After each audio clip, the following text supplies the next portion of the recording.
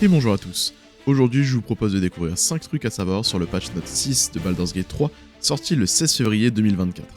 Tout d'abord, de nouvelles animations de romance. Alors que la Saint-Valentin vient de battre son plein, l'Ariane Studio nous régale en ajoutant de nouvelles animations de romance uniques pour chacun de vos compagnons.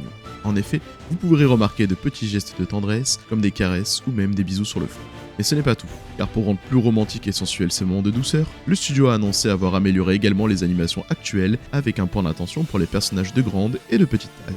Enfin, les cinématiques de fin de jeu ont également subi des améliorations pour mieux réfléchir les liens que vous avez avec vos compagnons, de quoi rendre encore plus crédibles vos histoires de romance. Deuxièmement, l'amélioration de la fenêtre de vente. La fenêtre de vente subit une refonte plus que bienvenue. Elle permettra désormais de pouvoir accéder directement à l'inventaire de l'ensemble de vos compagnons sans devoir changer de personnage.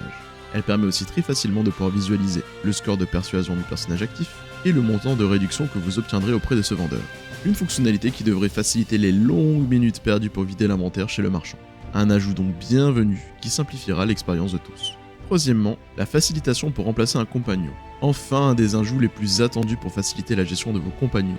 En effet, jusqu'à présent, vous deviez aller parler au campement au personnage que vous souhaitez faire sortir de votre groupe, puis aller voir le compagnon que vous souhaitiez ajouter à votre groupe.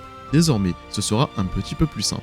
Il vous suffira d'aller parler avec le compagnon que vous souhaitez recruter dans votre groupe. De nouvelles options de dialogue seront alors disponibles pour vous permettre de choisir quel compagnon il va remplacer. Alors certes, nous aurions pu avoir mieux comme type d'amélioration, mais quel bonheur de ne plus avoir besoin d'aller faire des allers-retours incessants dans votre camp pour remplacer un compagnon. Quatrièmement, l'optimisation au campement.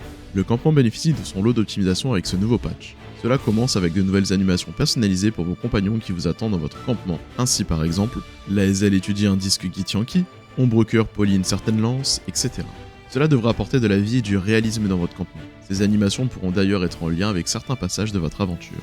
Qui dit campement dit repos long. Désormais, sachez que la sélection automatique de nourriture à consommer pour votre repos ira chercher intelligemment dans vos coffres, mais également dans l'inventaire de vos compagnons.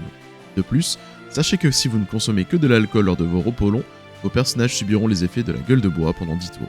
Enfin, lors du dernier patch, une fenêtre de gestion d'inventaire du campement avait été ajoutée. Sachez que maintenant, elle vous permettra également d'avoir accès au contenu de vos coffres de camp. Un ajout non négligeable qui permettra facilement de récupérer les objets dont vous avez besoin. Et enfin, de nouvelles capacités légendaires en mode honneur. L'Ariane souhaite continuer de rendre son mode honneur un challenge. Pour cela, ils ont ajouté des nouvelles capacités légendaires à certaines rencontres clés dans l'aventure. De quoi continuer d'apporter de la difficulté dans ce mode, élément critiqué au lancement du jeu et qui se renforce au fur et à mesure des mises à jour. Le dé doré devient donc de plus en plus complexe à obtenir, une récompense légendaire pour des joueurs extraordinaires. Mais ce n'est pas tout. Le patch note est gigantesque, nous ne rentrerons pas en détail sur l'ensemble des points corrigés, modifiés, afin de ne pas vous spoiler sur certains aspects. Sachez qu'en vrac vous retrouverez également. Votre personnage principal sera choisi en priorité pour le lancement de dialogue. La manifestation occulte des charges répulsives peut maintenant être désactivée. La condition du pacte de la lame reste active après un repos long.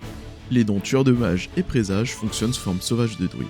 La chaîne d'éclair ne peut plus être combinée avec la métamagie d'ensorceleur sort jumeau. Coup de bouclier et représailles en puissance fonctionnent de nouveau. Vous pouvez maintenant changer la taille des textes des livres dans les options, de nouvelles lignes de dialogue tout au long de l'aventure ont été ajoutées, et enfin la fonctionnalité pour cacher le groupe fonctionnera désormais également pour les alliés et les invocations. Pour en savoir plus sur l'intégralité des changements, je vous invite à consulter le patch note en anglais disponible en description de la vidéo, il regorge de plus de 1000 points de modification. Et voilà, j'espère que cette vidéo vous aura été utile, si c'est le cas, n'hésitez pas à vous abonner et à aimer la vidéo, vous savez maintenant toutes les modifications majeures de ce dernier patch.